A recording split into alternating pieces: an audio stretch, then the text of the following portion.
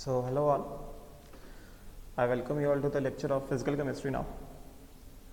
So today we'll start with the next topic, that is thermochemistry.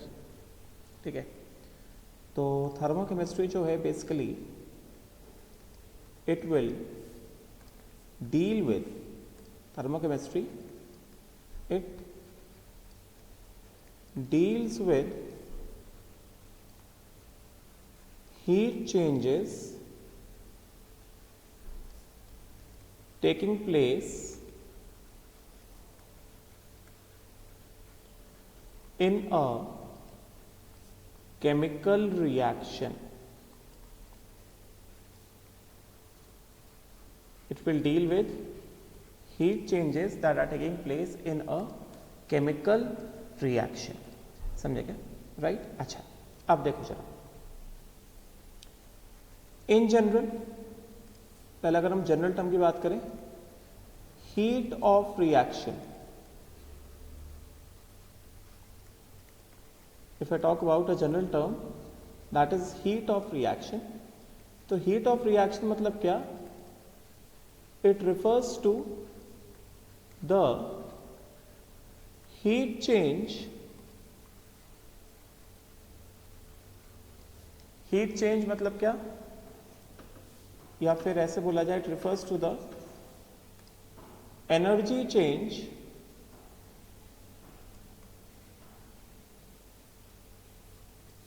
Energy change मतलब क्या? Energy absorbed और energy released that occurs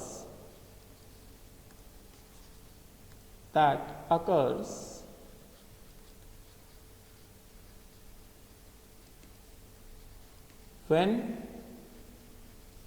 a reaction takes place. When a reaction takes place. समझे क्या? तो heat of reaction मतलब क्या? It refers to the amount of energy that is absorbed और the energy that is released. मतलब क्या? The energy change which occurs when a reaction takes place. ठीक है, अच्छा, अब देखो जरा, अब यहाँ पे हीट ऑफ रिएक्शन को जो है हम लोग जो बेसिकली पढ़ेंगे, heat of reaction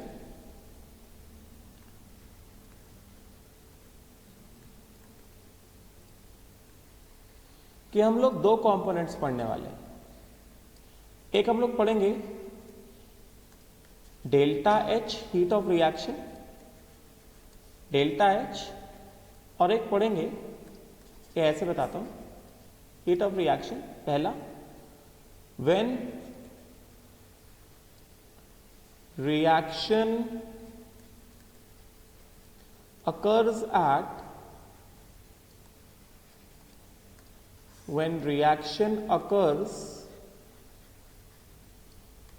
at constant pressure, and second क्या हो सकता है? when reaction occurs at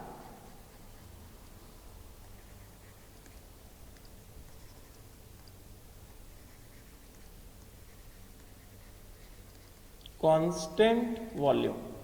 Reaction occurs at constant pressure मतलब क्या? That means open atmosphere. Yes, open atmosphere में प्रेशर हमेशा कांस्टेंट रहता है. कितना होता है? 1 atm. This is the constant pressure. Getting the open atmosphere किस में अचीव हो सकता है? जैसे example, open vessel, open test tube, इन सब में रिएक्शन हो रहा है. समझे क्या? राइट. उसी तरह when reaction occurs at constant volume, अभी हम लोग हीट ऑफ रिएक्शन के दो पार्ट्स देखने की कोशिश कर रहे हैं. तो heat of reaction, when reaction occurs at constant volume, तो heat of reaction will be defined as something else, and when reaction occurs at constant volume, when reaction occurs at constant pressure, P मतलब pressure, then heat of reaction will be defined as something else, and when reaction occurs at constant volume, then heat of reaction will be defined as something else. तो constant volume मतलब क्या? That means when a chemical reaction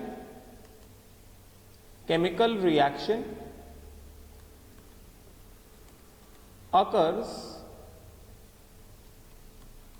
in a closed vessel, closed rigid vessel, समझे क्या? closed rigid vessel, तो closed rigid vessel में volume कैसा रहेगा? Constant रहेगा, समझे क्या? राइट तो यहां पे क्या बताएंगे कि heat of reaction at constant pressure, तो कांस्टेंट प्रेशर कंडीशन में, कांस्टेंट प्रेशर के कंडीशन में हीट ऑफ रिएक्शन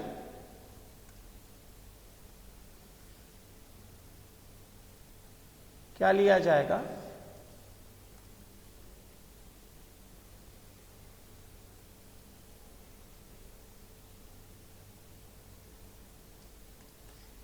तो यहां पे क्या बताएंगे कि heat of reaction, heat of reaction eight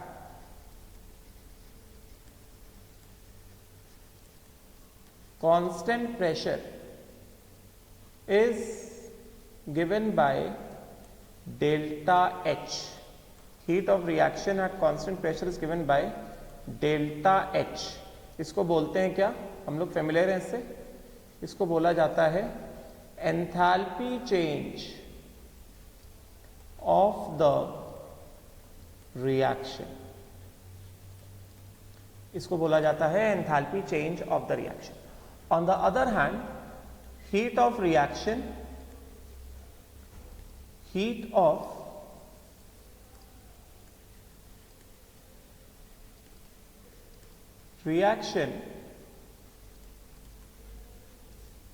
at constant volume, इसको क्या बोलते हैं हम लोग? इसको बोलते हैं हम लोग डेल्टा यू. डेल्टा यू को क्या बोलते हैं? Internal energy change of the reaction, इसको बोला जाता है internal energy change, internal energy change of the reaction, समझे क्या? राइट तो इसके हिसाब से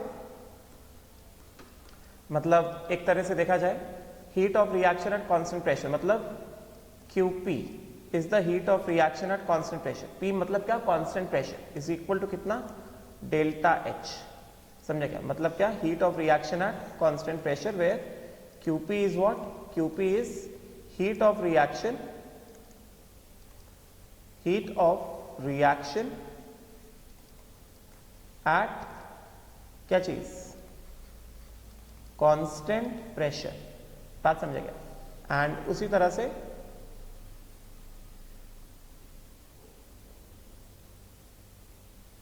से क्या?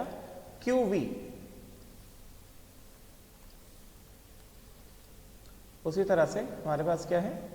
We have QV is equal to कितना? डेल्टा U, समझे क्या? This is heat of reaction, heat of reaction at constant volume, समझे क्या? अच्छा अब देखो जरा, अब सबसे पहले मैं यहां पे एक मिसकंसेप्शन दूर करता हूं. मिसकंसेप्शन ये होता है कि जैसे ही मैं ये बताता हूं कि heat of reaction at constant pressure is delta H and heat of reaction at constant volume is delta U, बहुत सारे लोगों को ये कंफ्यूजन आ जाता है कि डेल्टा H का जो मेजरमेंट है वो सिर्फ और सिर्फ कांस्टेंट प्रेशर पे होता है, डेल्टा U का जो मेजरमेंट है वो सिर्फ और सिर्फ कांस्टेंट वॉल्यूम पे होता है. ये चीज़ गलत है. देखो मैं पहले ये चीज़ को माइंड पहले क्लियर कर लो कि delta H and delta U मतलब enthalpy of the reaction and internal energy change of the reaction always occur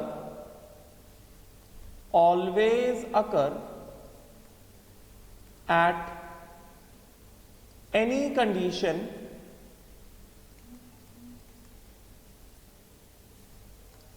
always occur at any reaction condition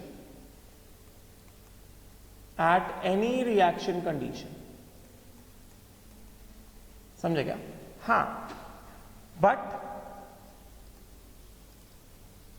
at constant pressure QP means whatever heat is getting evolved, whatever heat is getting exchanged in the reaction at constant pressure, whatever heat is getting exchanged in the reaction, that is equal to what? Delta H. बात समझेगा? ऐसा नहीं है कि delta H जो है सिर्फ और सिर्फ कांस्टेंट प्रेशर के लिए डिफाइंड है. डेल्टा एच डेल्टा यू हमेशा होंगे चाहे कोई सा भी रिएक्शन कंडीशन हो. बट अगर हमें heat of reaction at constant pressure निकालना है तो कांस्टेंट प्रेशर पे जो भी रिएक्शन में हीट एक्सचेंज हो रहा है that will be equal to what? Enthalpy change of the reaction. मतलब क्या? That means heat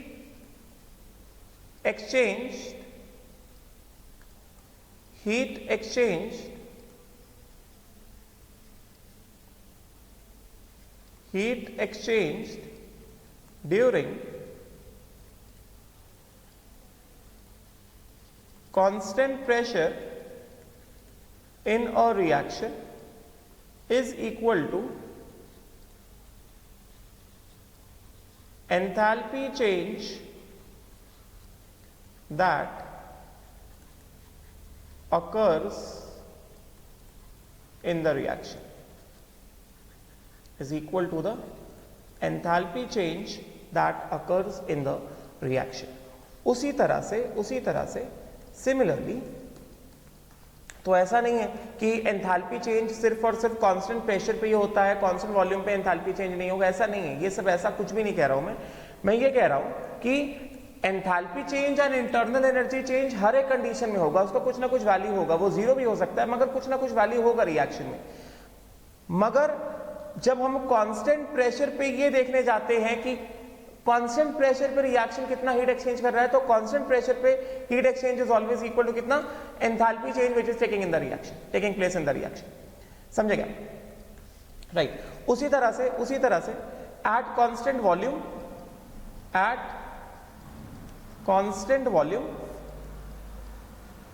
heat exchange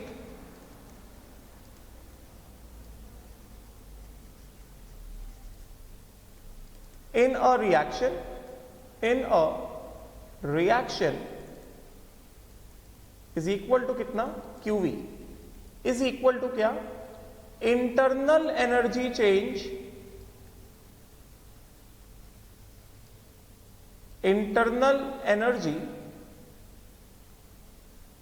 change that occurs in the reaction. समझे क्या?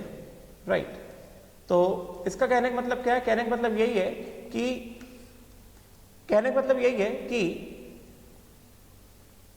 रिएक्शन का इंटरनल एनर्जी चेंज ये कैसी भी कंडीशन होगी, this will be condition 1, they will be condition 2, they will be condition 3. मतलब कैसी भी कंडीशंस हो सकती हैं टेम्परेचर प्रेशर की, टेम्परेचर प्रेशर वॉल्यूम की. समझे क्या? राइट. तो कंडीशन 1 कोई सा भी कंडीशन है, heat of the reaction is not equal to, मतलब कंडीशन 1 कोई सा भी condition, heat of the reaction. देखो कंडीशन 2, सपोज करो कंडीशन 2 में मैंने बोल दिया क्या? Volume is constant. तो जैसे मैंने कहा कंडीशन 2 में वॉल्यूम कांस्टेंट, उस समय heat exchange during the reaction, heat exchange, Q is a symbol for heat. तो heat exchange during the reaction is equal to कितना, delta U. Condition 1, volume is variable, volume is variable, pressure is also variable. तो वो heat of the reaction जो भी होगा, reaction में जो भी हीट एक्सचेंज आएगा, heat of the reaction will not be equal to delta U, वो कुछ और वैल्यू होगा, समझेगा, गेटिंग ना। तो बस मैं ये कहना चाह रहा हूं कि डेल्टा यू हर समय होता है, डेल्टा यू हर समय होगा, डेल्टा यू यहां पे भी होगा, डेल्टा यू यहां पे भी होगा, डेल्टा यू यहां पे भी होगा, डेल्टा यू यहां पे भी होगा, मगर कांस्टेंट वॉल्यूम पे रिएक्शन का जो हीट रिलीज हो रहा है या जो हीट एब्जॉर्ब हो रहा है, that will be exactly equal to delta U. यहां पे अगर वॉल्यूम कांस्टेंट नहीं है, यहां पे अगर वॉल्यूम कांस्टेंट नहीं है, समझे क्या, तो heat is not equal to delta U. यहां पे अगर वॉल्यूम कांस्टेंट नहीं है तो again heat is not equal to कितना, डेल्टा यू। वॉल्यूम अगर यहां पे कांस्टेंट नहीं है तो again heat is not equal to कितना, डेल्टा यू, वो कुछ और होगा। बात समझेगा। अभी जैसे जैसे हम लोग इसमें आगे बढ़ेंगे सारी चीजें क्लियर होती जाएंगी, ठीक है, राइट। नाउ अब जैसा कि हमें पता है, जैसा कि हम जानते हैं कि delta H and delta U, तो इसके हिसाब से डेल्टा एच के वैल्यू अगर इनमें से कि मतलब वैल्यू अगर नेगेटिव है, मतलब रिएक्शन कैसा है, एक्सोथर्मिक रिएक्शन है, एक्सोथर्मिक रिएक्शन है, समझे क्या। ये वैल्यू अगर पॉजिटिव है तो मतलब क्या, एंडोथर्मिक रिएक्शन है। ये सारी चीजें हम लोग जानते हैं, राइट। एक्सोथर्मिक रिएक्शन मतलब क्या, heat is released, heat is released. जबकि एंडोथर्मिक रिएक्शन में क्या, heat is absorbed, heat is absorbed. बात समझिएगा, right. now let us see the relation between relationship between delta H and delta U, समझेगा, right. अब इसको ध्यान से देखना, मैं यहां पे क्या बता रहा हूं, इंपॉर्टेंट रहेगा, इसका हम लोग बहुत बार यूज करने वाले हैं। Now relationship between delta H and delta you की अगर हम लोग बात करेंगे तो इसके हिसाब से हमारे पास क्या है, हमारे पास एक्सप्रेशन होता है H is equal to U plus PV। हमारे पास एक्सप्रेशन होता है H is equal to U plus PV। ये हम लोग पढ़ेंगे थर्मोडायनेमिक्स में, ठीक है, थर्मोडायनेमिक्स में बाद में पढ़ाऊंगा, मगर अभी बस जो लग रहा है वो देख लो। This will study in thermodynamics, समझेगा। This is from thermodynamics, thermodynamics, right. This is the enthalpy,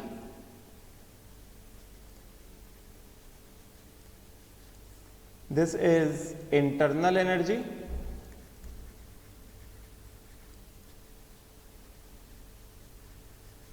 and this is pressure into volume is work,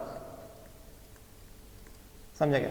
अभी जैसा बता रहे हैं बस देख लो, अभी हमें थर्मोकेमिस्ट्री में जो काम का बस वो देखते हैं, राइट। अब देखो यहां पे अगर मैंने यहां पे किया delta H is equal to, मैंने यहां पे लिखा delta H is equal to delta U plus delta PV, ठीक है, राइट। मैंने पूरे क्वेश्चन क्या कर दिया, डिफरेंशिएट कर दिया, ठीक है। अब यहां से हमारे पास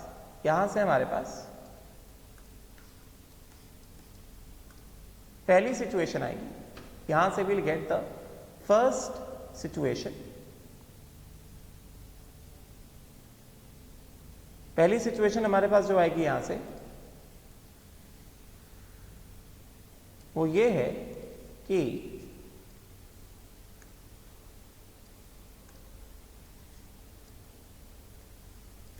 पहले हम लोग बात करते हैं for chemical reactions. First we'll talk about what? For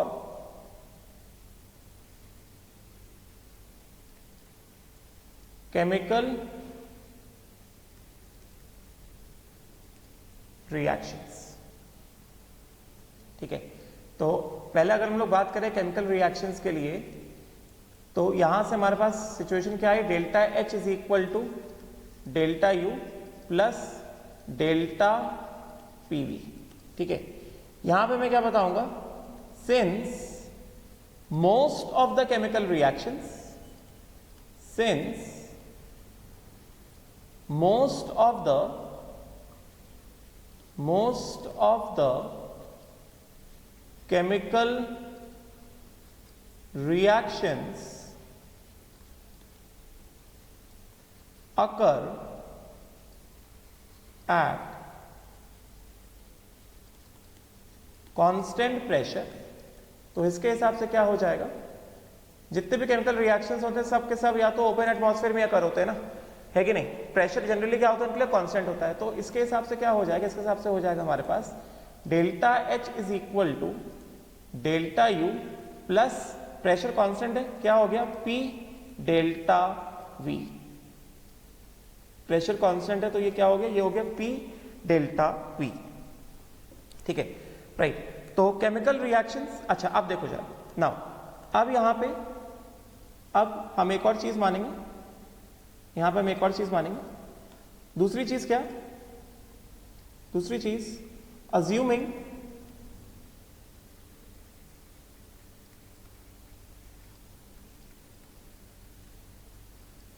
ideal,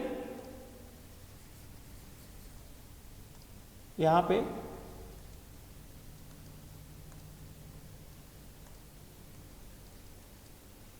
दूसरी चीज, व्हेन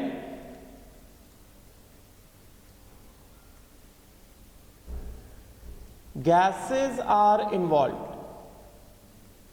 जब केमिकल रिएक्शन में क्या गैसेस इन्वॉल्व हो, तो उस केस में assume what? Ideal gas behaviour. Assume ideal gas behaviour. Ideal gas behavior when gases are involved in chemical reaction. In chemical reaction, तो उस केस में आइडियल गैस बिहेवियर अज्यूम कर लिया जाएगा. समझे क्या? केमिकल रिएक्शन में अगर गैसेस इन्वॉल्व है, आइडियल गैस बिहेवियर अज्यूम कर लिया जाएगा. दूसरी चीज, reactions, chemical reactions, chemical reactions occur at constant pressure, constant temperature.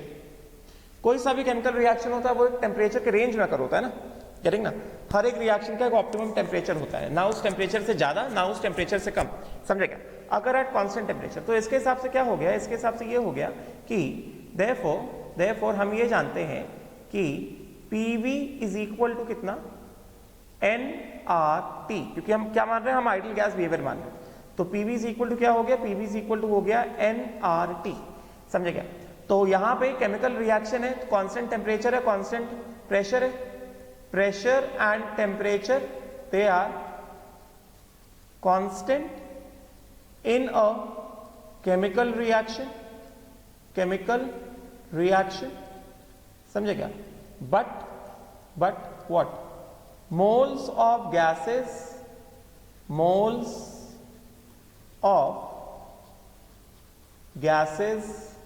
change in a reaction. Yes or not? Delta Ng हमने पढ़ा ना, in a reaction. We all know कि delta Ng अकर होता है. Delta Ng is equal to moles of gas products minus moles of gas reactants. ठीक है, तो इसके हिसाब से क्या हो जाएगा? सीधी बात इसके हिसाब से हो जाएगा जो हमने लिखा P delta V is equal to कितना? अगर हमने P डेल्टा V किया तो this will directly, delta will directly reflect on delta N G R T. बात समझे क्या? तो यहां से हमको एक इंपॉर्टेंट एक्सप्रेशन आया कि P delta V is equal to delta N G R T. Therefore relationship जो आया हमारे पास, delta H is equal to delta U plus delta P delta V. हम लोग किसके लिए बात करें? हम लोग बात करें केमिकल रिएक्शंस के लिए। पी डेल्टा वी, समझे क्या? ये क्या हो जाएगा? ये हो जाएगा डेल्टा यू प्लस कितना? डेल्टा पी डेल्टा वी क्या हो गया? फॉर केमिकल रिएक्शंस, समझे क्या? यहां पे मैंने लिखा therefore for chemical reactions,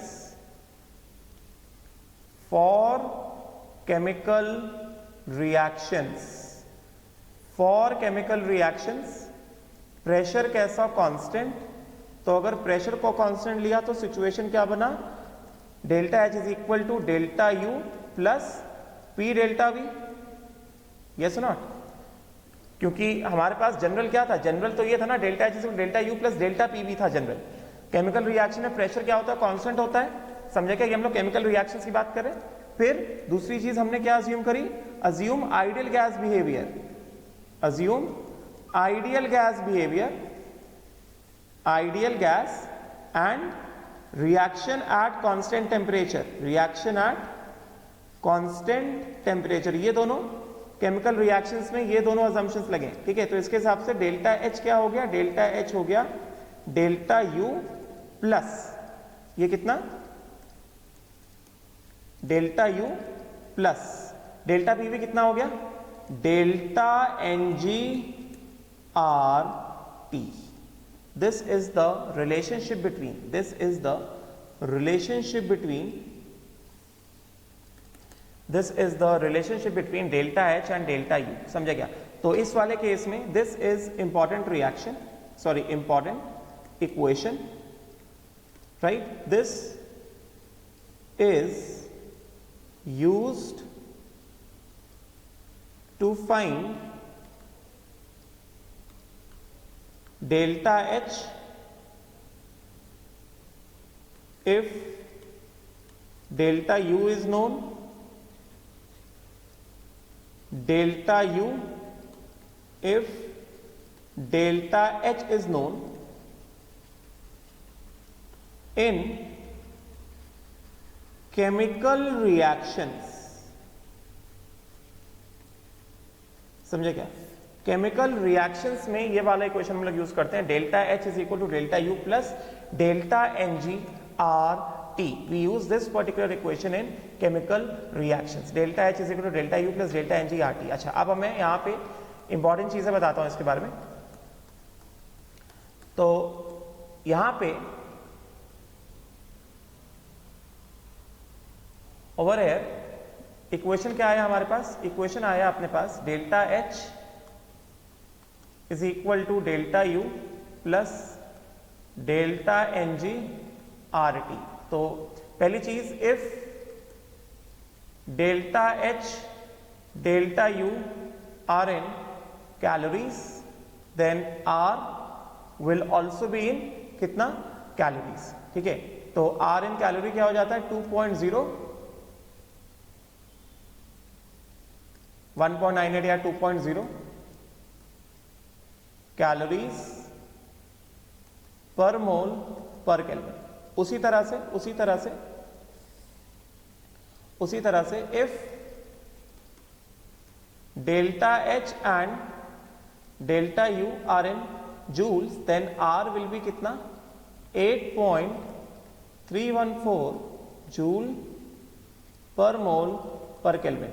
या फिर एग्जैक्ट एक्सप्रेशन में जाएंगे तो क्या होगा? 25/3 जूल्स पर मोल पर केल्विन, ठीक है? राइट। तो ये दो एक्सप्रेशन हमारे लिए कॉमन एक्सप्रेशंस होंगे। क्लियर? आई होप सो ये क्लियर हुआ होगा। अच्छा, नाउ नेक्स्ट जो है, now let us move on to next thing कि how to obtain the values of, how to work in thermochemistry, ठीक है? तो इससे पहले मैं सोच रहा था तुमको एक ऐसा क्वेश्चन करा दूं इसका delta H and delta you का, जो हमने अभी सॉल्व किया है। या फिर चलो ठीक है, बाद में देख लेते हैं। नाउ चलो, नाउ सी कैलकुलेशन ऑफ, पहले कुछ इंपॉर्टेंट पॉइंट्स देख लेते हैं। यहां पे हमारे पास जो एक्सप्रेशन आएंगे डेल्टा एच डेल्टा यू, तो मैंने बता दिया।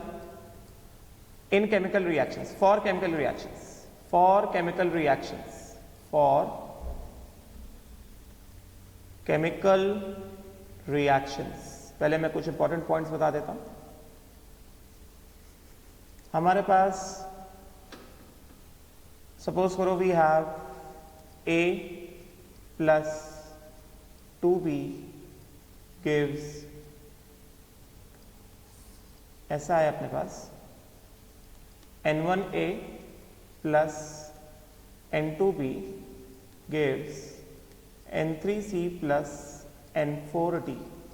ठीक है, ये जो रिएक्शन है, इस रिएक्शन का कुछ है डेल्टा एच, सपोज करो कुछ है A, राइट। इस वाले रिएक्शन का डेल्टा यू मान लो कुछ वैल्यू है B।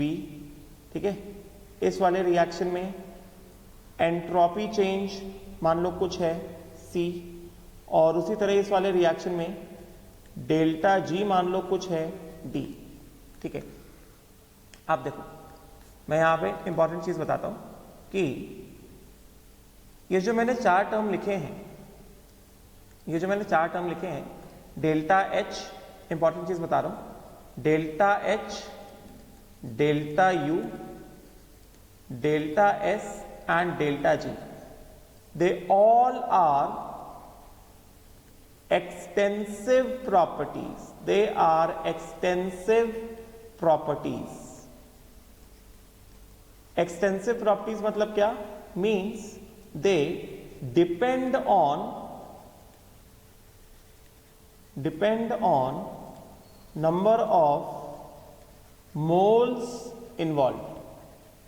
एक्सटेंसिव प्रॉपर्टीज मतलब क्या? They depend on the number of moles involve. Means ये कैसे चेंज होगा, यहां पे जो मैं बात बताना चाहता हूं ये कैसे चेंज होगा। अगर हमारे पास, मैंने रिएक्शन क्या दिया, मैंने यहां पे तुम्हें रिएक्शन दिया, Therefore, जैसे मानो मैंने यहां पे रिएक्शन दिया तुम्हें कि N1A plus N2B gives N3C plus N4D, और इस वाले रिएक्शन के लिए मैंने कुछ वैल्यूज लिखे। डेल्टा H का वैल्यू लिखा A, डेल्टा U का वैल्यू लिखा मैंने B, कुछ तो वैल्यू होगा। ठीक है, डेल्टा G का वैल्यू लिखा मैंने C, और उसके बाद डेल्टा S का वैल्यू लिखा, डेल्टा G का वैल्यू लिखा मैंने D, एंड डेल्टा S का वैल्यू मैंने क्या लिखा? C। अब मैं क्या करता हूं, अब अगर मैं इस पूरे इक्वेशन को अगर मल्टीप्लाई कर दूं किससे? X से या Y से, this entire equation is multiplied by Y, तो ये क्या बन जाएगा? ये बन जाएगा N1A plus N2B gives N3C plus N4D। तो ये जो मल्टीप्लाइड इक्वेशन आया है, इस वाले इक्वेशन का डेल्टा H क्या हो जाएगा? Y इंटू A, समझे क्या? इसका डेल्टा U क्या हो जाएगा? Y इंटू B, इसका डेल्टा S क्या हो जाएगा? Y इंटू C, एंड इसका डेल्टा G क्या हो जाएगा? Y into T। मतलब क्या? ये जो है ये एक्सटेंसिव प्रॉपर्टीज हैं, ये डिपेंड करते हैं किस पे? मोल्स पे, समझे क्या? राइट। तो इसी के अकॉर्डिंग अगर रिएक्शन में N1 moles of A, N2 moles of B, N3 moles of C and N4 moles of D participate करते हैं, तो हीट एक्सचेंज कितना है? Enthalpy change of the reaction कितना है? A है। But on the other hand, अगर number of moles change कर दिए, ए के मोल्स हो गए N1 इंटू वाई, मतलब ए के मोल्स वाई टाइम्स बढ़ गए, बी के मोल्स भी पहले से वाई टाइम्स बढ़ गए, सी के मोल्स भी पहले से वाई टाइम्स चेंज हो गया, डी के मोल्स भी पहले से वाई टाइम्स चेंज हो गया। तो एंथैल्पी ऑफ द रिएक्शन भी अकॉर्डिंगली क्या होगा, पहले से वाई टाइम्स चेंज हो जाएगा। Similarly internal energy, entropy and Gibbs free energy. बात समझे क्या? दूसरी चीज जो मैंने बताया, देयर एक्सटेंसिव प्रॉपर्टी मतलब depend upon moles, means what mathematical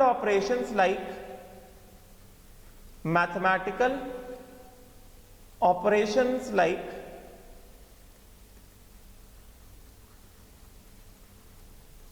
plus minus division multiplication can be performed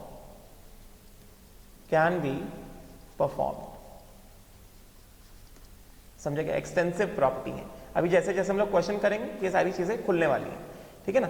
they are extensive properties. Extensive property मतलब कि मैथमेटिकल ऑपरेशंस, क्योंकि हम लोग मोल्स को, क्योंकि मोल्स पर डिपेंड करते हैं, मोल्स को हम लोग ऐड कर सकते हैं, सबट्रैक्ट कर सकते हैं, मोल्स को डिवाइड भी किया जा सकता है, ठीक है ना, मोल्स को मल्टीप्लाई भी किया जा सकता है। इसी वजह से ये सब के सब कैसे हैं, इन सब पे delta H, delta U, delta G, delta S, इन सब पे मैथमेटिकल ऑपरेशंस, ये सारे मैथमेटिकल ऑपरेशन जो है ये सब के सब परफॉर्म किए जा सकते हैं, ठीक है, राइट। नाउ आप देखो जरा,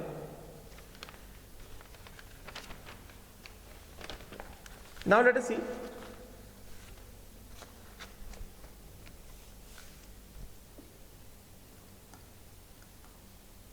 पहले मैं स्टैंडर्ड डिफाइन कर देता हूं, उसके बाद हम लोग फिर आगे बढ़ेंगे, ठीक है। तो वैसे भी कुछ चीजें मैं ऑलरेडी बता चुका हूं, तो यहां पे जैसे स्टैंडर्ड एंथैल्पी चेंज, पहले स्टैंडर्ड कंडीशंस,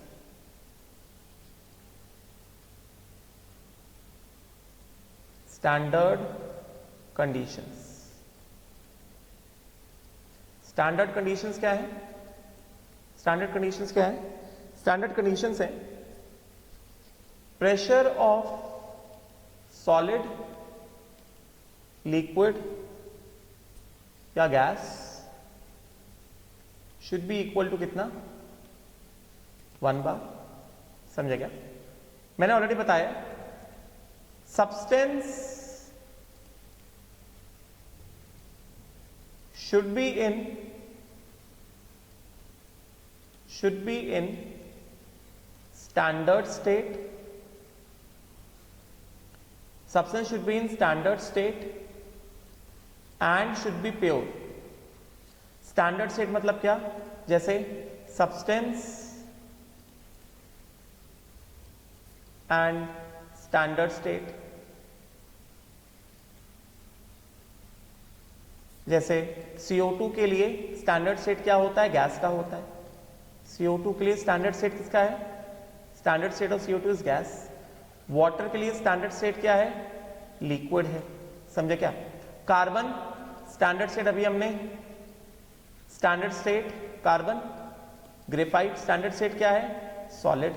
समझे क्या? उसी तरह से अगर हम यहां पे बात करें fluorine, chlorine, bromine and iodine, standard state of fluorine and chlorine क्या होता है? गैस होता है। समझे क्या? ब्रोमीन का स्टैंडर्ड स्टेट क्या है? लिक्विड है।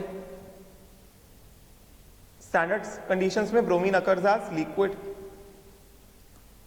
एंड आयोडीन का स्टैंडर्ड स्टेट क्या है? सॉलिड है, etcetera. These are the standard states, ठीक है। तो इन स्टैंडर्ड कंडीशंस में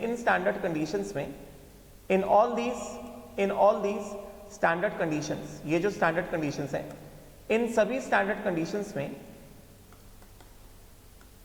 एंथैल्पी चेंज जो होता है, ये जो स्टैंडर्ड कंडीशंस है, अच्छा देखो अब बचा टेम्परेचर। थर्मोडायनेमिक्स जो है, टेम्परेचर, थर्मोडायनेमिक्स या सीधे सीधे थर्मो के बारे में बात करते हैं। Thermo does not specify standard temperature. Thermo does not specify standard temperature. Thermo कोई भी स्टैंडर्ड टेम्परेचर को स्पेसिफाई नहीं करता है, बट इलेक्ट्रोकेमिस्ट्री में standard temperature is taken as 298 kelvin. Electrochemistry में standard temperature is taken as 298 kelvin, मगर thermo के लिए there is no such standard temperature. समझे क्या? Therefore under standard conditions, under standard conditions, यहां पे अपने पास क्या है? Delta H not, this is the standard enthalpy change, this is the standard enthalpy change. समझे क्या? फिर delta U not, this is the standard internal energy change, internal energy change. उसी तरह से delta S not, this is the standard entropy change, standard entropy change. समझे क्या? And उसी तरह से this is delta S not, delta S not. उसी तरह से we have delta G not, this is standard Gibbs free energy change, Gibbs free energy change. ये not लगा देते स्टैंडर्ड, ठीक है, राइट। तो मैंने स्टैंडर्ड कंडीशंस बता दी। चलो अब हम लोग आगे बढ़ते हैं, अब मेन पोर्शन की तरफ आते हैं। ये सब कुछ स्पेसिफिक चीजें मैंने डिफाइन कर दी। So now let us move on to the actual things.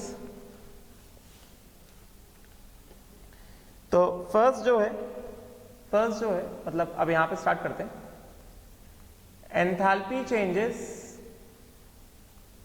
या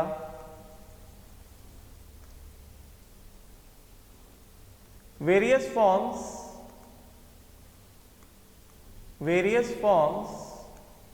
of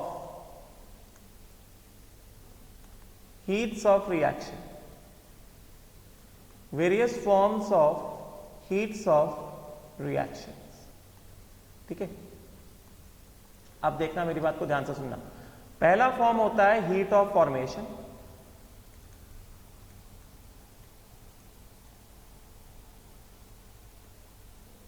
समझे क्या?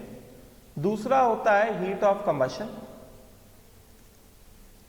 Heat of combustion. तीसरा जो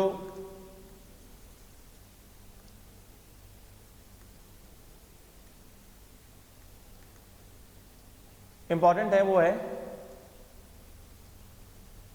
बॉन्ड एनर्जी।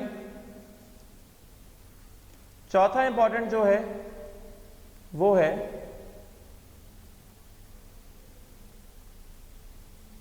रेजोनेंस एनर्जी, समझे क्या? उसी तरह से नेक्स्ट जो है neutralisation reaction, neutralisation energy, neutralisation energy. उसके बाद next is hydration energy and energy of solution, energy of solution. ठीक है, तो ये हमें पढ़ने, ये इतने सारे, ये सब हमें पढ़ना रहेगा। ठीक है, तो one by one let us begin one by one. तो सबसे पहला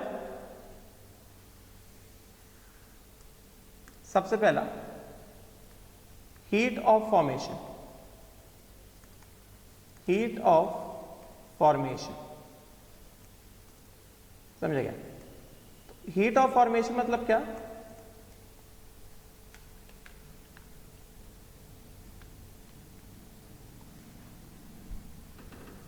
यहां पे हीट ऑफ फॉर्मेशन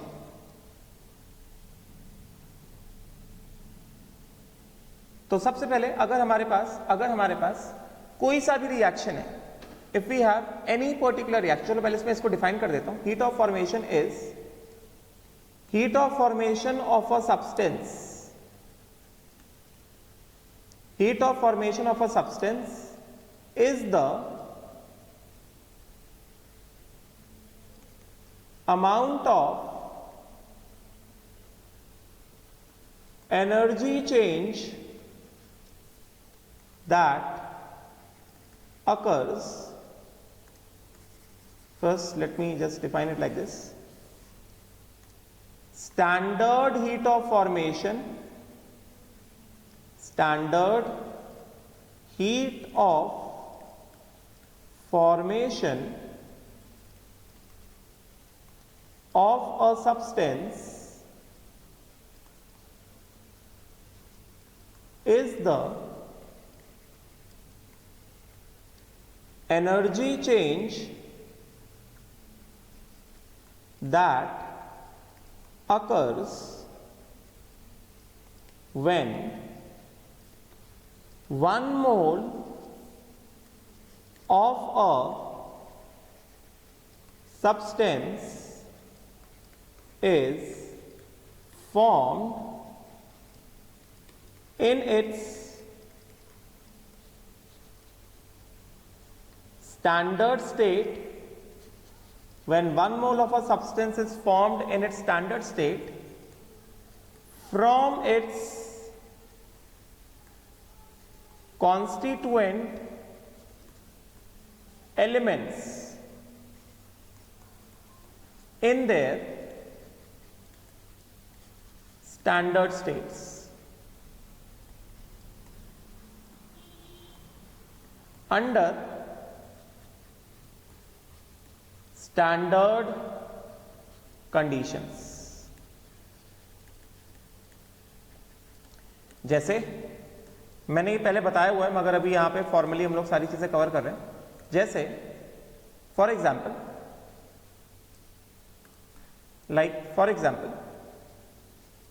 अगर हम बात करें फॉर्मेशन रिएक्शन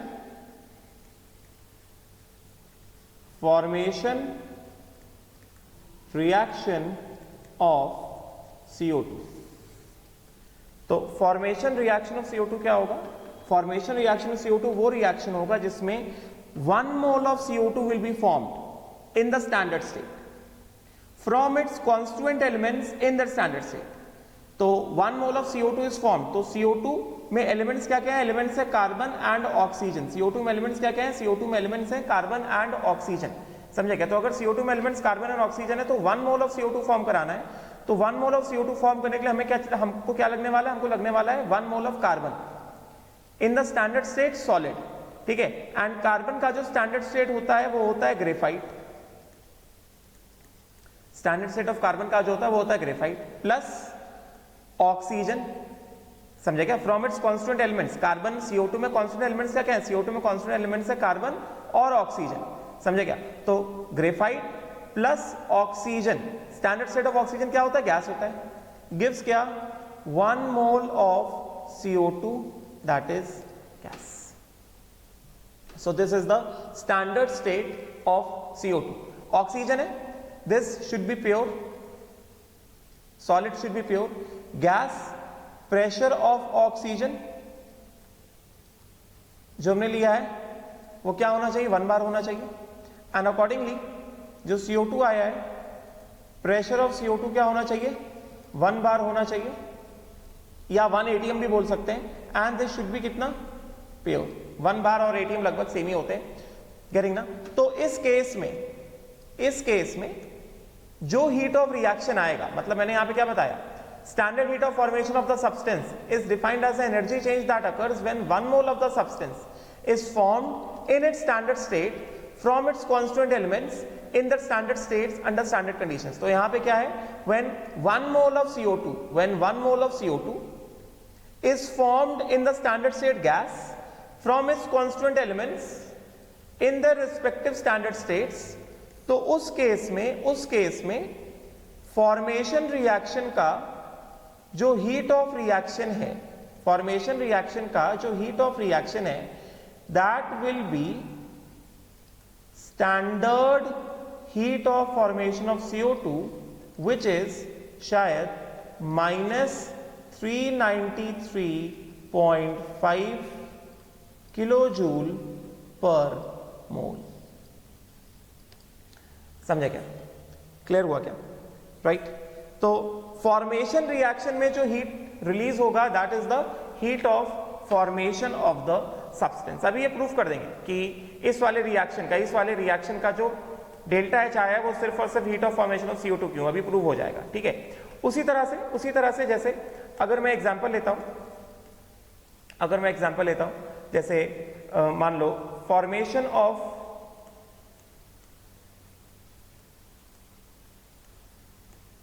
वाटर, तो फॉर्मेशन रिएक्शन ऑफ वाटर क्या होगा? What will be the formation reaction of water? वो रिएक्शन जिसमें 1 मोल वाटर बने from its constant elements in the standard state. तो कांस्टेंट एलिमेंट्स ऑफ वाटर क्या है? हाइड्रोजन ऑक्सीजन है। हाइड्रोजन ऑक्सीजन के स्टैंडर्ड स्टेट्स क्या है? हाइड्रोजन ऑक्सीजन के स्टैंडर्ड स्टेट्स हैं H2 gas and O2 gas. समझे क्या? Only then it will give what? Only then it will give H2O in the standard state. That means liquid. समझे क्या? And यहाँ पे pressure of hydrogen कितना लिया जाए? 1 बार या 1 atm? 1 बार या 1 atm। यहाँ पे pressure of O2 कितना? 1 बार या 1 atm। And ये liquid है। This is कितना? This should be कितना? Pure। तो इस केस में इस वाले रिएक्शन का जो डेल्टा एच होगा that will B standard heat of formation of water. बात समझे क्या? अच्छा, कंडीशंस जो मैंने लिखी थी, स्टैंडर्ड कंडीशंस जो लिखी थी, स्टैंडर्ड कंडीशंस में यहां पे एक चीज और ऐड कर लो, concentration of aqueous solution. Standard condition लिखे थे ना, concentration of aqueous solution should be कितना? 1 मोलर। Standard conditions. बात समझेगा? राइट, तो ये मैंने एग्जांपल दिया फॉर्मेशन रिएक्शन का। ठीक है, तो अब इसके बेसिस पे अगर हमसे कहा जाए कि heat of reaction, therefore calculation of heat of reaction in terms of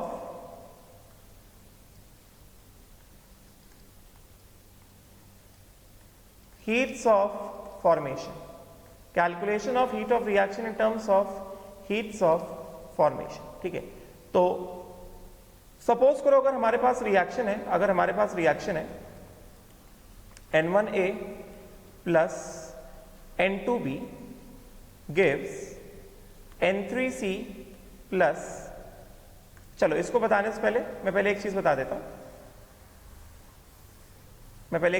हूं, important regarding heat of formation, important thing regarding heat of formation, the standard heat of formation for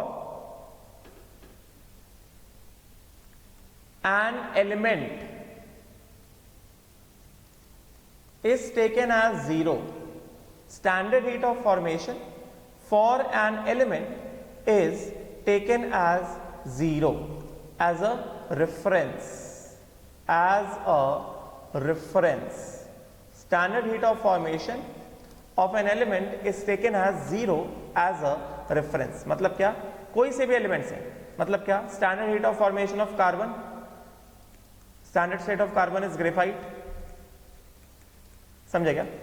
जितने भी एलिमेंट्स है, standard heat of formation of any element, समझेगा? It is taken as what? It is taken as 0। जैसे carbon graphite के form में हो गया, sulphur जो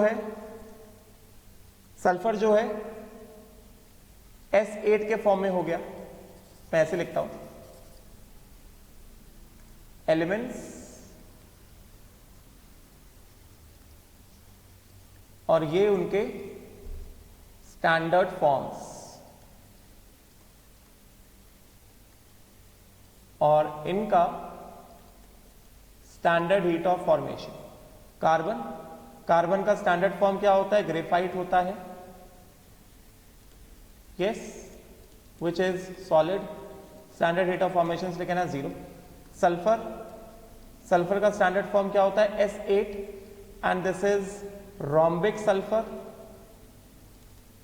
एलोट्रोपिक फॉर्म होता है, जैसे graphite is one of the allotropic form of carbon, उसी तरह rhombic is one of the allotropic form of sulphur. क्या हो गया? 0 हो गया। उसी तरह से जैसे फॉस्फोरस, स्टैंडर्ड स्टेट क्या हो गया? P4 एंड एलोट्रोपिक फॉर्म क्या है? White phosphorus.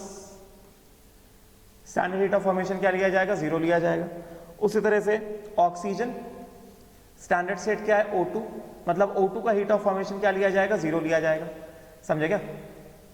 राइट। उसी तरह से हाइड्रोजन, इसको मैं ऐसे लिखता हूं, बेटर होगा, इसको मैं ऐसे लिखूं, कार्बन, सल्फर, फॉस्फोरस,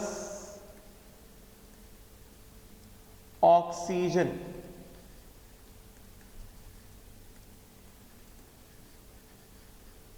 समझे क्या? उसी तरह से हाइड्रोजन, हाइड्रोजन गैस में H2 गैस के फॉर्म में होगा, H2 गैस के फॉर्म में standard heat of formation is taken as 0। Standard states का हीट ऑफ फॉर्मेशन क्या होता है? 0 होता है। समझे क्या? उसी तरह से एक्वस सॉल्यूशन में it is taken as H+। Aqueous solution में, एक्वस सॉल्यूशन में H+ का भी स्टैंडर्ड हीट ऑफ फॉर्मेशन क्या लिया जाता है? 0 लिया जाता है। ठीक है। उसी तरह से जैसे हमारे पास फ्लोरीन, क्लोरीन, ब्रोमीन हो गया, फ्लोरीन,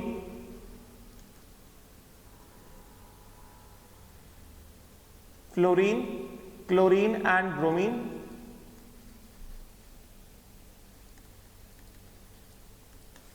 ब्रोमीन। फ्लोरीन का स्टैंडर्ड स्टेट क्या है? F2 gas. क्लोरीन का स्टैंडर्ड स्टेट क्या है? Cl2 gas. ब्रोमीन का स्टैंडर्ड स्टेट क्या है? Br2 gas. इन सब का स्टैंडर्ड हीट ऑफ फॉर्मेशन क्या लिया जाएगा? 0 लिया जाएगा। समझे क्या? राइट। उसी तरह से आयोडीन जैसे हो गया, सॉरी, ब्रोमीन का स्टैंडर्ड स्टेट क्या है? लिक्विड है। फ्लोरीन, क्लोरीन का स्टैंडर्ड स्टेट क्या है? गैस है। ब्रोमीन का स्टैंडर्ड स्टेट क्या है? लिक्विड है। उसी तरह से आयोडीन हो गया, स्टैंडर्ड स्टेट क्या हो गया आयोडीन का? सॉलिड। हीट ऑफ फॉर्मेशन क्या लिया जाएगा? 0 लिया जाएगा। ठीक है। सिमिलरली मेटल्स के लिए, मेटल्स के लिए स्टैंडर्ड स्टेट क्या होता है? सॉलिड स्टेट में होते हैं मेटल्स, और स्टैंडर्ड हीट ऑफ फॉर्मेशन क्या लिया जाता है? 0 लिया जाता है। समझे क्या? तो एलिमेंटल स्टेट के लिए standard heat of formation is always taken as what? It is always taken as 0। इसको 0 हम इसलिए मानते हैं, हम इसलिए इसको 0 मानते हैं क्योंकि हम ऐसा मानते हैं कि ये जो एलिमेंट्स हैं इनको बनाया नहीं गया, ये बाय डिफॉल्ट एग्जिस्ट कर रहे हैं। ये जो एलिमेंट्स हैं ये बाय डिफॉल्ट नेचर में एग्जिस्ट करते हैं। उसी तरह से नाइट्रोजन भी हम लोग ले सकते हैं, नाइट्रोजन भी हम लोग यहाँ पे ले सकते हैं, ये बाय डिफॉल्ट एग्जिस्ट कर रहे हैं। समझे क्या? ये प्राइमरी एलिमेंट्स हैं, इनको बनाया नहीं गया है, ये बाय डिफॉल्ट नेचर में एग्जिस्ट कर रहे हैं, हम इनको बना नहीं सकते। हम इनको यूज करके दूसरी चीजें बना सकते हैं। तो अगर हम इनको यूज करके दूसरी चीजें बना सकते हैं तो फिर देख सकते हैं कि इनसे अगर हमने कुछ और बनाया तो कितना हीट चेंज होगा, तो उसको जो कुछ और बन रहा है उसके लिए यूज किया जाएगा कि हीट ऑफ फॉर्मेशन। मगर ये क्या है? ये एलिमेंटल स्टेट है, ये नेचर में बाय डिफॉल्ट एग्जिस्ट करते हैं, इनको नहीं बना सकते। तो ये कैसे बने हमें पता ही नहीं। तो जब ये बने तो उसमें हीट चेंज कितना है हमें पता ही नहीं। तो हमने इनको रेफरेंस के लिए क्या मान लिया? हमने इनको रेफरेंस के लिए मान लिया कि भाई इनका जो हीट ऑफ फॉर्मेशन है वो क्या है? 0 है। समझे क्या? राइट। ये जब हम पैदा हुए, जब हम आए तो हमने देखा अरे ये तो ऑलरेडी एग्जिस्ट कर रहे हैं, ये बने कैसे हमें नहीं पता भाई, ये कैसे बने। समझे क्या? गेटिंग ना? So they are the primary elements. इन सभी एलिमेंट से बाकी सारे सब्सटेंसेस फॉर्म होते हैं। इस वजह से हमने इनका स्टैंडर्ड हीट ऑफ फॉर्मेशन क्या रखा है? हमने इनका स्टैंडर्ड हीट ऑफ फॉर्मेशन रखा है कितना? 0। समझे क्या? We have kept the standard heat of formation as 0। समझे क्या? अब देखो, अब इंपॉर्टेंट, अब यहां पे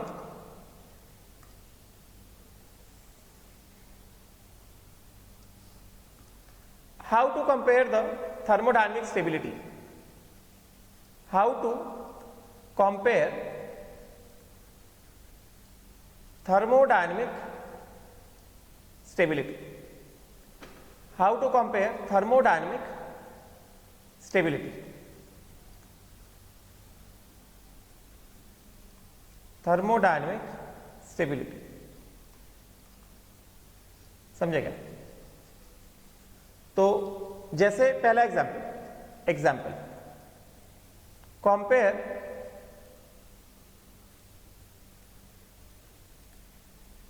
thermodynamic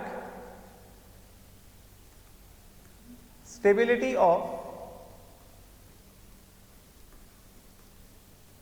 carbon in the form of graphite and carbon in the form of diamond, समझेगा? तो इसके लिए रिएक्शन दिया गया है कार्बन ग्रेफाइट से कार्बन डायमंड, ठीक है? एंड इसके लिए डेल्टा एच, मान लो मुझे एग्जैक्ट वैल्यू नहीं पता डेल्टा एच का, इसका डेल्टा एच क्या होगा, I don't remember the exact value, बस मैं एग्जांपल ले रहा हूं। फॉर एग्जांपल डेल्टा एच, इस वाले रिएक्शन में डेल्टा एच मान लो कितना है, मान लो है +100, समझे क्या? पॉजिटिव होता है, डेल्टा एच इज पॉजिटिव, ये तो पॉजिटिव होता है, ये तो क्लियर है, डेल्टा एच पॉजिटिव होता है, ये क्लियर है, क्योंकि graphite normal form of carbon जो होता है, हाँ, और हमें पता है कि नॉर्मल फॉर्म ऑफ कार्बन को हाई टेम्परेचर हाई प्रेशर पे अगर हमने प्रेस किया, कॉम्प्रेस किया, तो क्या वो बनता है, वो डायमंड बन जाता है, ठीक है? तो हाई टेम्परेचर डाल रहे मतलब क्या, ग्रेफाइट को टेम्परेचर दोगे तो वो डायमंड बनेगा, मतलब इसका डेल्टा एच तो क्या होगा, पॉजिटिव होगा, ठीक है? तो अगर इसका डेल्टा एच पॉजिटिव है तो इसको हम लोग यहां पे ऐसा एनर्जी डायग्राम बना सकते हैं, हम इसको ऐसे एनर्जी डायग्राम में शो कर सकते हैं कि एनर्जी कंटेंट के हिसाब से हमने ग्रेफाइट का एनर्जी कितना लिया है, हमने ग्रेफाइट का एनर्जी कितना लिया है, ग्रेफाइट का एनर्जी हमने लिया है 0, एनर्जी कंटेंट के हिसाब से मैं यहां पे 0 दिखा रहा हूं, this is E, this is 0, this is carbon in the form of graphite, समझे क्या? राइट? अभी ग्रेफाइट को हमने क्या किया, सब्जेक्ट किया हाई टेम्परेचर पे, मतलब उसको हमने हीट दिया, ठीक है ना? ग्रेफाइट को हीट दिया, तब जाके वो क्या बना, तब जाके वो बना क्या, diamond, carbon in the form of diamond on energy diagram, तब जाके बना क्या, carbon in the form of diamond. तो यहां पे ग्रेफाइट को क्या किया हमने, ग्रेफाइट को हमने दिया हीट गिवन, और ये कुछ तो पॉजिटिव वैल्यू है, ठीक है? मैं कोई एब्सोल्यूट वैल्यू नहीं लिख रहा हूं, बस ये एनर्जी कंटेंट ऑफ ग्रेफाइट क्या मानते हैं, 0 मानते हैं, heat of formation of graphite क्या मानते हैं, 0 मानते हैं, and energy content of diamond क्या होगा, ग्रेफाइट को कुछ एनर्जी दोगे तो वो डायमंड बन जाएगा। तो हमको यहां से क्या पता चल रहा है, यहां से हमको ये पता चल रहा है कि सिंस, यहां से हमको ये पता चल रहा है कि because energy of carbon in the form of diamond is more than energy of carbon in the form of graphite. So therefore graphite is thermodynamically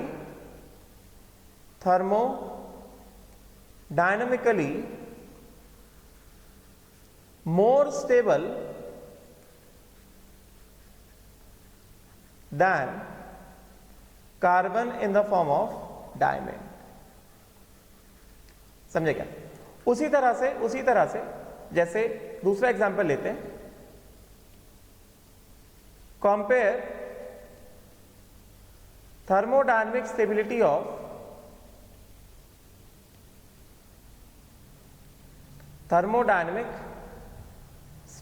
of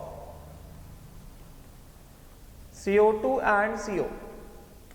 तो ये भी क्या होते हैं, ये भी सब हीट ऑफ फॉर्मेशन से ही होते हैं, समझे क्या? तो जैसे फॉर एग्जांपल फॉर्मेशन ऑफ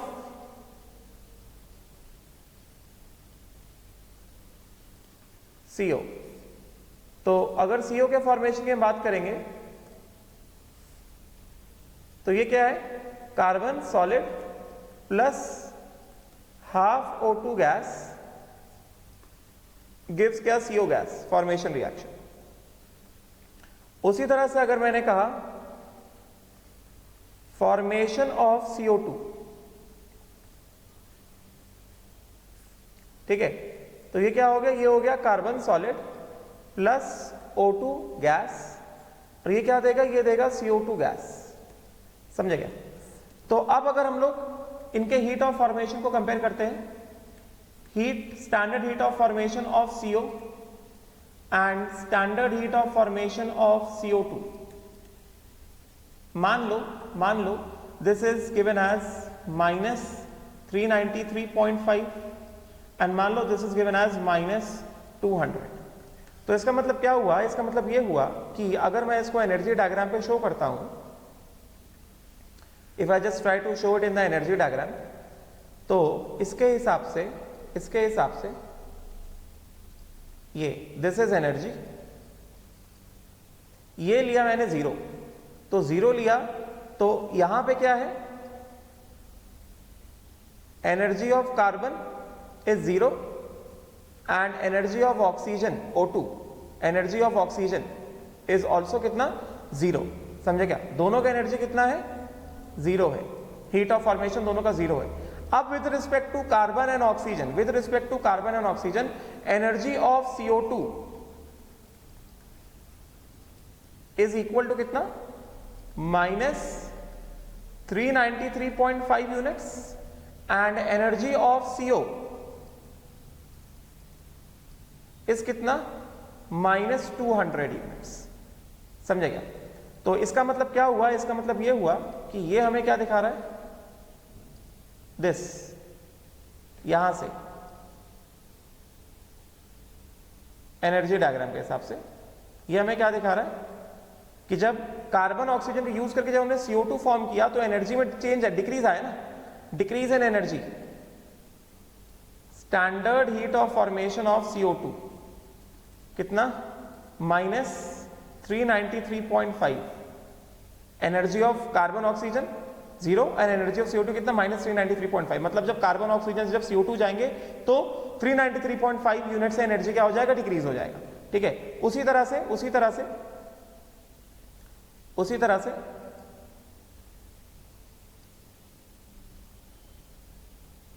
जब कार्बन और ऑक्सीजन से जब CO बनाएंगे तो हीट ऑफ फॉर्मेशन क्या हो जाएगा, CO का कितना है, -200। मतलब जब कार्बन ऑक्सीजन CO की तरफ आएंगे तो हीट कितना रिलीज होगा, 200, मगर जब CO2 की तरफ आएंगे तो हीट कितना रिलीज होगा, -393.5। तो हमको यहां से क्या पता चल रहा है, यहां से हमको ये पता चल रहा है कि since energy of CO2 is less than energy of CO, so CO2 is more stable than CO, समझे क्या, राइट। तो सीधा यहां से हम ये बता सकते हैं, थर्मोडायनेमिक स्टेबिलिटी जो है, lesser the heat of formation,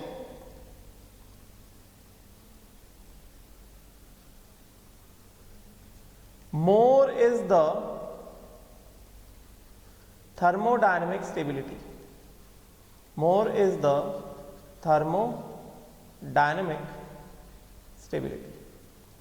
heat of formation जितना कम होगा थर्मोडायनेमिक स्टेबिलिटी जो है उतना ज्यादा होगा। 2 एग्जांपल दिए मैंने, दोनों एग्जांपल इंपॉर्टेंट है, ठीक है, राइट। नाउ अब आगे एक चीज हम लोग देख लेते हैं, at least calculation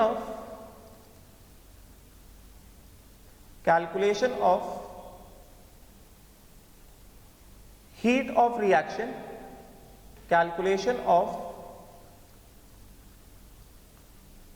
heat of reaction,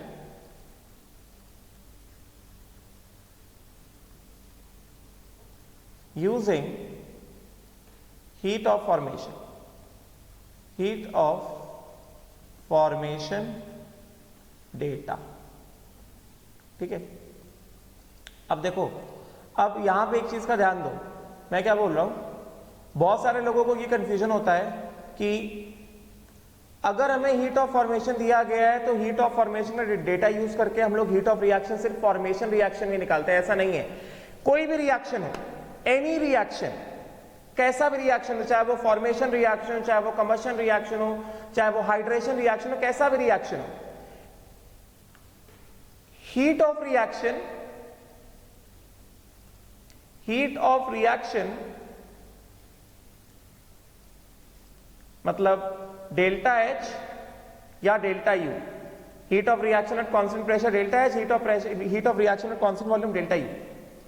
heat of reaction for any reaction, चाहे वो कोई भी रिएक्शन हो, चाहे वो फॉर्मेशन रिएक्शन हो, चाहे वो कंबशन रिएक्शन हो. ये सारे डाउट्स पहले माइंड से दूर करो, समझेगा? कैसा भी रिएक्शन हो, समझे क्या? एनी रिएक्शन, हाइड्रेशन रिएक्शन हो, राइट, न्यूट्रलाइजेशन रिएक्शन हो, कैसा भी रिएक्शन हो, किसी भी रिएक्शन का हीट ऑफ एक्सेट्रा, किसी भी रिएक्शन का heat of reaction can be calculated if heats of formation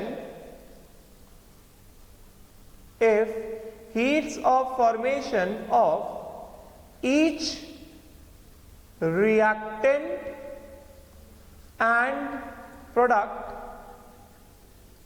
is known. कैसा भी रिएक्शन हो,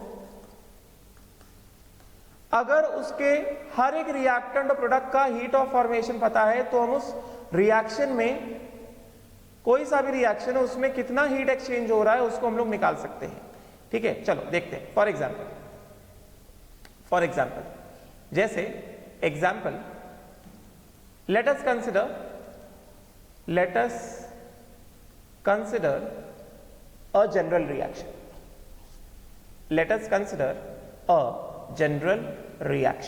ठीक है, let us consider a general reaction. एकदम जनरल रिएक्शन देखते हैं. जैसे सपोज करो let us suppose हमारे पास है कि N1A gas gives N2B gas. ठीक है, और हमको कहा गया है कि इस वाले रिएक्शन का डेल्टा एच बताओ, डेल्टा यू बताओ. ठीक है, गिवन क्या है? गिवन है, अभी एकदम सिंपल एग्जांपल दे रहा हूं, बेसिक. गिवन क्या है? गिवन है standard heat of formation of A is equal to कितना? x kilo joule per mole, and standard enthalpy of formation of B is given as y kilojoule पर मोल. समझे क्या? तो मेरी बात को सुनना ध्यान से, मेरी बात को ध्यान से सुनना. In general enthalpy of reaction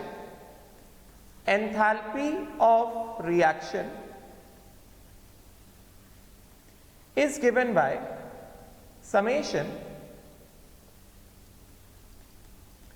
standard heats of formation of products minus summation standard heats of formation of reactants. उसी तरह से standard internal energy change of reaction is given by standard internal energy change of formation of products minus standard internal energy change of formation of reactants. समझे क्या? तो पहली चीज अब देखो जरा, तो ये पहला फॉर्मूला है जो मैंने इंट्रोड्यूस किया है in the reactions of in chemical reactions. ठीक है, तो जैसे हमें यहां पे क्वेश्चन दिया गया है, हमें इस वाले क्वेश्चन में हीट ऑफ रिएक्शन निकालना है, सॉरी एंथैल्पी ऑफ रिएक्शन निकालना है, internal energy change in the reaction निकालना है. हमें डेटा में क्या दिया? हमें स्टैंडर्ड एंथैल्पीज ऑफ फॉर्मेशन दिए, standard internal energy of formation नहीं दिया. हमें स्टैंडर्ड एंथैल्पी ऑफ फॉर्मेशन दिया है. Standard enthalpy of formation of A कितना दिया? x kilo joule per mole. And standard enthalpy of formation of B कितना दिया? y किलो जूल पर मोल. x kilo joule per मोल मतलब क्या? व्हेन 1 मोल ऑफ A जब form होता है तो एंथैल्पी चेंज कितना है x, and when 1 mole of B form होता है तो एंथैल्पी चेंज कितना है y, समझेगा। 1 मोल ऑफ A फॉर्म हुआ है तो एंथैल्पी चेंज कितना है x है, एंड जब 1 मोल ऑफ B फॉर्म हुआ है तो एंथैल्पी चेंज कितना है y है, समझेगा। तो इस बेसिस से रिएक्शन जो दिया गया है, for reaction N1A gas gives N2B gas, इस रिएक्शन के लिए अगर हमें डेल्टा H निकालना है तो सीधे सीधे डेल्टा H ऑफ रिएक्शन क्या कर देंगे, क्योंकि हमें एंथैल्पी चेंज निकालना है तो एंथैल्पी चेंज निकालने के लिए हम डेटा क्या यूज करेंगे, एंथैल्पी का डेटा यूज करेंगे, एंथैल्पी ऑफ फॉर्मेशन यूज करेंगे। क्या है, standard enthalpy of formation of product minus standard enthalpy of formation of reactant. ठीक है, अब देखो समेशन दिया गया, जब 1 मोल ऑफ B फॉर्म हुआ है तो एंथैल्पी ऑफ फॉर्मेशन कितना है y किलो जूल पर मोल। यहां पे कितने मोल्स ऑफ B फॉर्म हो रहे हैं, N2 मोल्स ऑफ B है, तो क्या होगा N2 इंटू कितना, यहां पे क्या, enthalpy of formation of products minus enthalpy of formation of reactant, तो N2 इंटू कितना, standard enthalpy of formation of B minus ये कितना हो गया N1 इंटू कितना, standard enthalpy of formation of A। ये क्या हो गया, ये हो गया heat of reaction, enthalpy of reaction. This is मतलब क्या, मींस एंथैल्पी ऑफ रिएक्शन कितना आ गया, एंथैल्पी ऑफ रिएक्शन आ गया N2 into y minus N1 into x, N1 into x, समझे क्या। दिस विल बी, और ये क्या होगा, किलो जूल्स में होगा, this will be the standard heat of reaction, समझे क्या। तो अगर ये स्टैंडर्ड हीट ऑफ रिएक्शन हमारे पास आ गया, अब हमें क्या चाहिए, हमको चाहिए डेल्टा यू। तो डेल्टा यू कैसे निकालेंगे, डेल्टा यू कैसे निकालेंगे, हमें पता है standard heat of reaction is equal to कितना, standard internal energy change of reaction, yes naught, right, plus कितना हमने निकाला था, कितना हो गया, delta n g into R into T. यहां पे डेल्टा एनजी के वैल्यू कितना है, summation moles of gas products minus summation moles of gas reactants. तो ये कितना हो गया, ये हो गया N2 minus N1, N2 minus कितना N1, बात समझे क्या, N2 माइनस N1, ये क्या हो गया, डेल्टा एनजी आ गया। एक बार ये डेल्टा एनजी आ गया, अब उसके बाद क्या बताएंगे, ये इसको यूज कर देंगे, प्लस डेल्टा एनजी की वैल्यू हमने निकाल लिया, डेल्टा एनजी का वैल्यू डाल देंगे, आर इंटू टी दिया गया होगा, इसको यूज कर देंगे तो हमें क्या आ जाएगा, internal energy change in the reaction आ जाएगा। क्लियर हुआ क्या, राइट। चलो अब हम लोग एक क्वेश्चन देखते हैं। Now we'll see one particular question. समझ आया होगा, अभी इसमें बहुत सारी चीजें रहेंगी।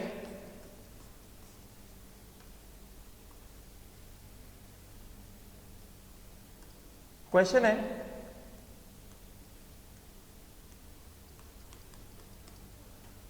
है, the question says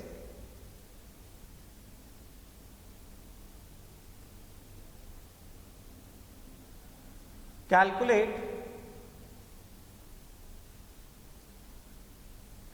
the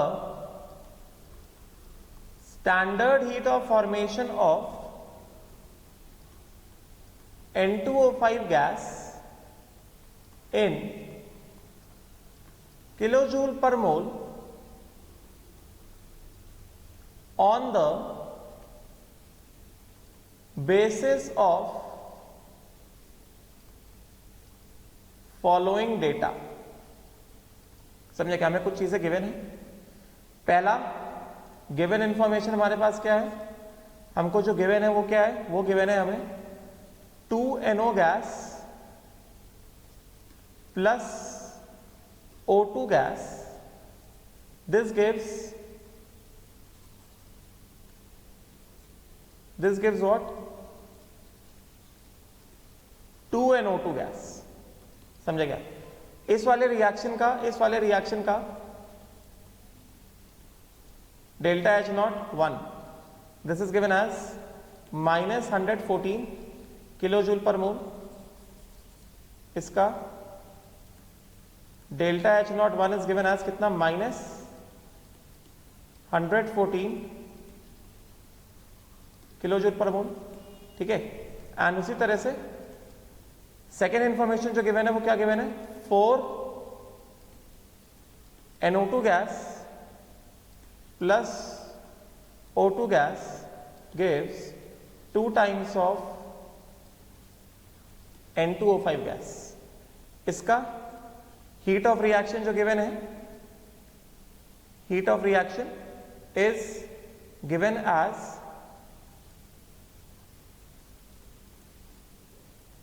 -102.6 kilo joule per mole. This is the heat of formation which is given. ठीक है, अभी हमें क्या करना है, एंड तीसरी चीज क्या गिवन है? तीसरी चीज गिवन है हमें कि heat of formation of NO gas is given as 90.2 kilo joule per mole, ऐसा दिया गया। और हमको क्या कहा जा रहा है? हमको कहा जा रहा है कि find the heat of formation of N2O5। तो हमको N2O5 का फॉर्मेशन, हीट ऑफ फॉर्मेशन चाहिए। समझे क्या? We need heat of formation of N2O5, right. और हमें ये 3 डेटा दिए गए। ठीक है, तो अगर हमें heat of formation of NO दिया गया है तो इसका कुछ तो इक्वेशन होगा ना। क्या इक्वेशन होगा? इसका इक्वेशन होगा half N2 gas plus half O2 gas gives कितना? NO gas. Heat of formation of NO, तो ये फॉर्मेशन रिएक्शन है। फॉर्मेशन रिएक्शन का जो हीट ऑफ रिएक्शन होगा that will be what? Heat of formation of NO। ये कितना? Plus 90.2 kilo joule per mole, ऐसा। ठीक है, तो हमारे पास क्या है? हमारे पास 3 डेटा दिए गए, हमें जो है 3 रिएक्शन दे दिए गए। तो अब ये जो 3 रिएक्शन दिए गए, पहले क्वेश्चन देख लो एक बार। We have been given 3 particular reactions. अब हमें ये 3 पर्टिकुलर रिएक्शंस को यूज करना है और हमें क्या निकालना है? We have to find out the heat of formation of N2O5। हमें N2O5 का हीट ऑफ फॉर्मेशन निकालना है। ठीक है, तो इसके हिसाब से हम N2O5 का हीट ऑफ फॉर्मेशन कैसे निकालेंगे? बोलो जरा। बहुत सिंपल है, देखो हमने जो चीजें पहले करी हुई हैं वही चीज हमें करनी है, कुछ नया नहीं करना है। देखो जरा कैसे निकाला जाएगा हीट ऑफ फॉर्मेशन। ये हटाता हूं सब। सी, हमारे पास 3 इक्वेशन दिए गए हैं। हमें चाहिए heat of formation of what? हमें चाहिए heat of formation of N2O5। ठीक है, तो अगर हमें heat of formation of N2O5 चाहिए तो इसका मतलब या तो एक तरीका हो सकता है हम फॉर्मेशन रिएक्शन लिख दें किसका? N2O5 का। Yes not? एक तरीका हो सकता है या तो हम N2O5 का फॉर्मेशन रिएक्शन लिख दें। Yes not? या फिर ये जो हमें इक्वेशन दिए गए हैं इन्हीं इक्वेशन में से हम heat of formation of N2O5 निकाल लें। ठीक है, तो इन्हीं रिएक्शंस में से heat of formation of N2O5 कैसे आएगा? चलो देखो जरा। सबसे पहले सी पार्ट जो हमें दिया गया है, रिएक्शन सी जो मुझे दिया गया है, रिएक्शन सी मुझे क्या दिया गया है? रिएक्शन सी जो मैंने लिखा half N2 gas plus half O2 gas gives कितना? NO gas. समझे क्या? इस तरह से इसका कुछ डेल्टा H3 ये कितना दिया गया है? ये दिया गया है 90.2 प्लस 90.2। ठीक है, ये ऐसा है, राइट। उसके बाद क्या दिया गया? उसके बाद मैं देखता हूं ए वाला रिएक्शन। ए वाले रिएक्शन में क्या है? ए वाले रिएक्शन में हमारे पास है 2NO गैस प्लस कितना? O2 गैस, ये क्या देगा 2NO2 गैस। इसका मुझे डेल्टा H1 कितना दिया गया, ये दिया गया -140। फिर बी वाला रिएक्शन क्या है, 4NO2 गैस प्लस कितना O2 गैस, और तब जाके क्या आएगा, ये आएगा 2 टाइम्स ऑफ N2O5 गैस। और इसका डेल्टा H2 कितना लिया, ये लिया -102.6। तो हमको चाहिए heat of formation of N2O5। तो हमें ऐसा रिएक्शन बनाना है सच दैट हमारे पास N2O5 आ जाए।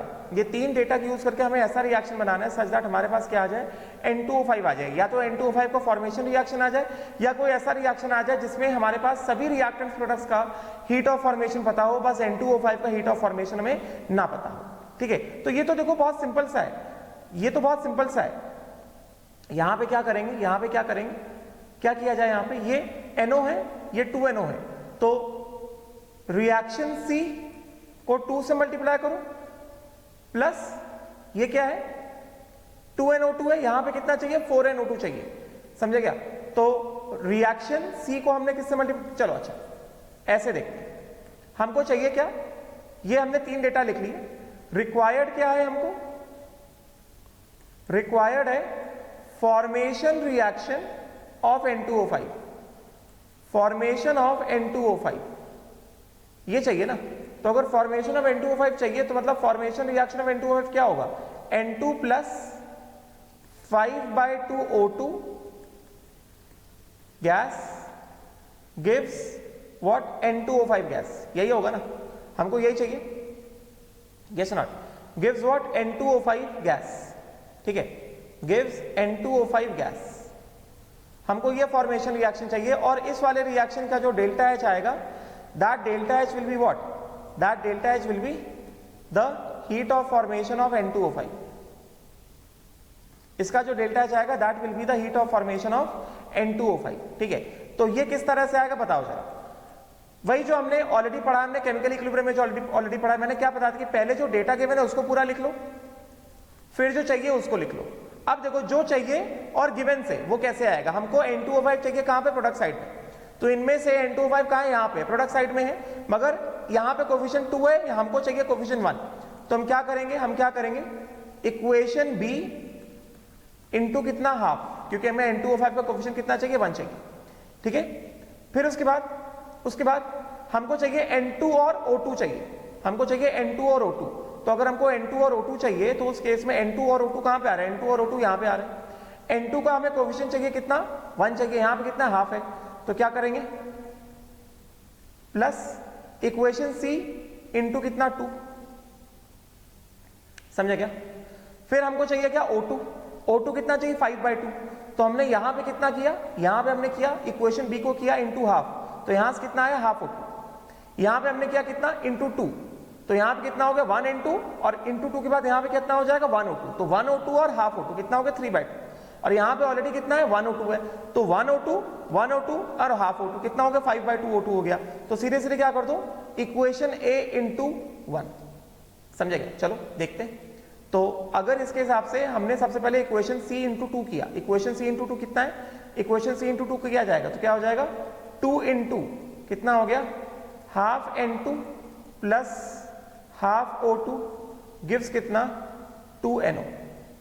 ठीक है, और इसका डेल्टा H कितना आ गया, इसका डेल्टा H हो गया C का प्लस 90.2 1NO प्लस 90.2, इसको हमने क्या कर दिया मल्टीप्लाई कर दिया पूरे से कितना 2 से, तो जब 2 से मल्टीप्लाई कर दिया कितना हो गया 2 इंटू हाफ, ये हो गया कितना, अब लिखते हैं 1, ये कितना हो गया, ये हो गया N2 प्लस O2 गिव्स कितना 2NO। 2 से मल्टीप्लाई किया तो डेल्टा H भी क्या हो जाएगा मल्टीप्लाई हो जाएगा, तो इसको लिख दिया अब मैंने डेल्टा H1 डैश कितना हो गया 90.2 इंटू 2, समझेगा। अभी समझ गए होगे क्या करना है। फिर सेकंड वाले में क्या करना है, सेकंड वाले में क्या है A इंटू 1, मतलब जो इक्वेशन A मैंने यहां पे लिखा है उसको मैं एज इट इज लिख देता हूं, ठीक है। a इंटू 1 को एज इट इज लिख देना है, उसमें हमें कोई भी चेंज नहीं करना है, ठीक है। a इंटू 1 को क्या कर रहे हैं, एज इट इज लिख रहे हैं। तो ये वाला 2NO plus O2 gives 2NO2, इसको एज इट इज लिख देते हैं। कितना हो गया 2NO प्लस O2, समझे क्या, गिव्स कितना 2 टाइम्स ऑफ NO2। तो इसका डेल्टा H2 डैश कितना हो गया -114, समझे क्या। एंड देन इक्वेशन 3 को क्या लिखा मैंने, ये b इंटू हाफ, बी वाला क्या था, ये था, इसको हाफ से मल्टीप्लाई करा देते हैं। तो b इंटू हाफ हो गया, मतलब क्या, हाफ से मल्टीप्लाई करा दिया, मतलब क्या, ये हो गया 4NO2 है वहां पे, हाफ से मल्टीप्लाई कर देंगे क्या आ जाएगा 2NO2 प्लस कितना, यहां पे कितना है 1O2, हाफ से मल्टीप्लाई करा देंगे क्या हो जाएगा हाफ O2, ये क्या हो जाएगा, दिस विल बिकम कितना, और यहां क्या दिया गया 2 टाइम्स ऑफ N2O5, हाफ से मल्टीप्लाई करा दिया कितना हो गया 1 टाइम्स ऑफ N2O5, समझे क्या। और यहां पे डेल्टा H3 डैश कितना आ जाएगा, इसको मैंने पूरे को किससे मल्टीप्लाई कर दिया, इसको पूरे को मैंने मल्टीप्लाई कर दिया किससे, हाफ से ना, इंटू हाफ कर दिया। तो इंटू हाफ कर दिया तो -102.6 इंटू हाफ, समझे क्या। तो 102 का हाफ कितना होता है 51 होता है, तो कितना हो गया -51.3, दिस बिकम्स -51.3। अब चलो इनको ऐड कर दिया जाए, इन सबको ऐड कर देंगे, मतलब जैसा इक्विलिब्रियम में सिखाया है वही है, कुछ नया नहीं। इन सबको क्या कर देंगे, ऐड कर देंगे। तो अगर हमने इन सबको ऐड कर दिया तो ये क्या बन गया, यहां से देखो 2NO कट गया, 2NO2 कट गया, समझे क्या। अभी क्या बचा हमारे पास N2 plus O2 half O2, कितना हो गया 5/2 O2, और ये क्या दे देगा, ये दे देगा N2O5, समझे क्या। डेल्टा H कितना हो गया, delta H1 dash plus delta H2 dash plus delta H3 dash, ये कितना आ गया, ये आ गया कितना 90 इंटू 2 कितना होता 180, तो ये आ गया कितना 180.4 प्लस कितना -114 प्लस कितना -51.3, तो 114 51.3 3 5 11 प्लस 5 कितना हो गया 16, ये कितना हो गया 165.3, एंड 165.3 कितना आ गया, ये आ गया 180.4 माइनस 165.3, समझे क्या। एकदम सिंपल सा क्वेश्चन लिया है, राइट। तो ये कितना हो जाएगा, this will become equal to how much, ये हो गया 180 माइनस 165 कितना हो गया 15, समझे क्या 15.1। The answer almost comes out to be 15.1 kilo joule, समझे क्या। इस वाले रिएक्शन में डेल्टा एच कितना आ गया, इस वाले रिएक्शन में डेल्टा एच आ गया 15.1 kilo joule is the answer, समझे क्या, किलो जूल। तो ये इस वाले रिएक्शन का हमने क्या किया, इस वाले रिएक्शन का डेल्टा एच निकाल लिया ना, इसका डेल्टा एच कितना आ गया 15.1। अब हमें ये प्रूफ करना है इसका डेल्टा एच तो आ गया, क्या ये डेल्टा एच फॉर्मेशन रिएक्शन के बराबर है, तो हाँ भाई बोल सकते हैं this delta H is equal to कितना, summation heat of formation of N2O5 minus summation heat of formation of reactant. तो ये कितना है 15.1 is equal to heat of formation of कितना N2O5 minus heat of formation of reactant. Nitrogen का भी heat of formation क्या होता है, 0 होता है। यहां पे heat of formation of nitrogen plus 5/2 into heat of formation of oxygen. तो इसका हीट ऑफ फॉर्मेशन 0, नाइट्रोजन का भी हीट ऑफ फॉर्मेशन 0। तो सीधा सीधा यहां से क्या आ जाएगा हमारे पास, सीधा सीधा हमारे पास यहां से आ जाएगा कि दिख रहा है कि heat of formation of N2O5 कितना बन गया, सीधा सीधा दिख रहा है कि heat of formation of N2O5 कितना बन गया 15.1 kilo joule per mole. This is the answer, समझे क्या, ये इसका आंसर है। क्लियर हो गया, राइट। इस तरह से हम लोग करेंगे, ठीक है। तो आज की क्लास हम लोग यहीं पे बंद करते हैं, इसके आगे नेक्स्ट क्लास में। Thank you.